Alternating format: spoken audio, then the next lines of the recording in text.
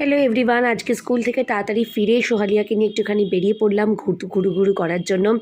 আমাদের এখানে দক্ষিণাপনে চলছিল সঙ্গীত মেলা, তাই ভাবলাম একটু সঙ্গীত মেলা দেখতে যাই।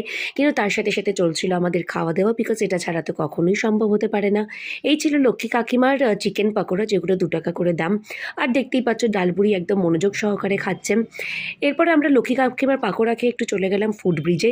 সেখানে দাঁড়িয়ে দাঁড়িয়ে কিছুক্ষণ আমরা শুনলাম হচ্ছে সঙ্গীত মেলা, যেটা হচ্ছিল মধুসূদন মঞ্চে, আর একটা ভালো আয়োজনও করা হয়েছে। আর দেখতেই পাচ্ছ ঢাকুরিয়া ব্রিজকে খুব সুন্দর করে সাজানো হয়েছে। আর এই হলো আমাদের সঙ্গীত মেলা, যেটা চলছে মধুসূদন মঞ্চে।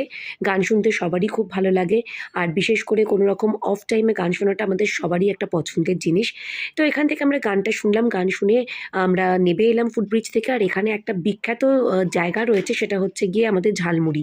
কারণ ঢাকুরিয়া বাস স্ট্যান্ডের যিনি ঝালমুড়িওয়ালা, তিনি হচ্ছেন খুবই একজন ফেমাস লোক, আর তার হাতের ঝালমুড়ির টেস্ট হচ্ছে অসাম।